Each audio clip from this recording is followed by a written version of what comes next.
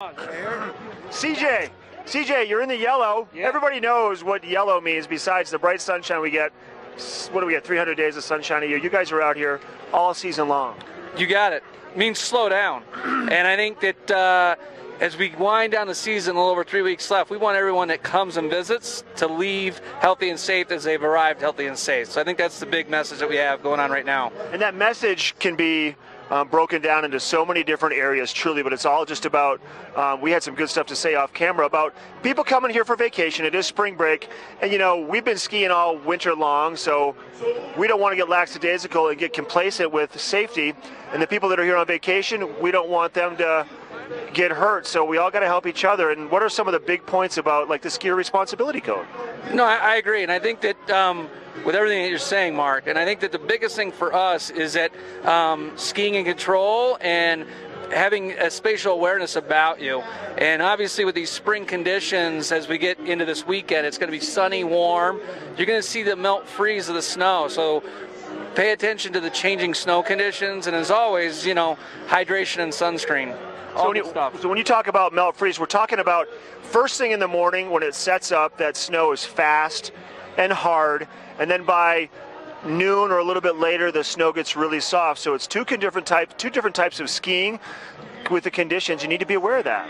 No, I agree with you. You're absolutely right, Mark. When you show up in the morning, it's a little bit firm and faster, and as the day goes on, you know, usually from like 11 to 1:32, best time to go skiing, and then 2 o'clock and later, it's really, really heavy. And I think that people need to be aware of that. And as they get tired, that snow's heavier. You know, you're using more force to move around, and just to be aware of that and make good decisions out there. And listen to your body. If you're starting to get tired, don't push it in for another run, especially at that time of the day in the afternoon when that snow is really soft, because that's when the injuries happen. You need to be on your toes. And I like to talk about keeping your head on a swivel too, how important that is. Oh, no, I agree. And I think that when we see some of the incidents happen late in the day, people are tired, the snow is heavy, and with what you bring up with the head on a swivel, it's like you need to know what's going on around you, and that ties in with spatial awareness. That's right. And giving yourself enough time and space to get around people, and just knowing what's going on around you. That's right. Space, not speed's another big piece of that puzzle, too. And just knowing where the knolls are, and don't stop on the backside of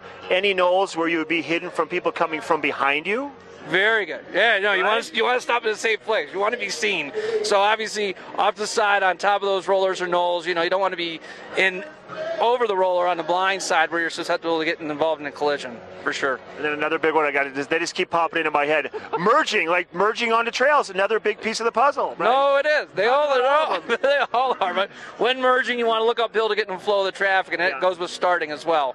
So you're absolutely right, Mark. You want to ski under control, stop in a safe place. When you're merging, you know, you want to look uphill so you get in the flow of traffic. It's like merging onto the highway. No. I mean, you don't. Well, in a way, it is, because you're looking to make sure there's no cars coming your way before you pull out into the highway. That's what I do. No, you're absolutely right. Yeah. No, and it's just, and I think it's just an overall awareness of what's going on around you. Totally. You know, with all that stuff. And you know, like you said, we want people to arrive here safe and healthy. We want people leaving here safe and healthy. And you know, it's in our world for work, we always talk about save your summer. You know, you're too close to summer, and biking, fishing, golfing, all these other activities. So please be aware and be careful out here. And the guys in the yellow, you're all here just to help everybody else out. You're not policing and yelling at people. You're just there to offer assistance and let people know that when you see the yellow banners up on the trails, that means to slow it down, because that's a heavy traffic area.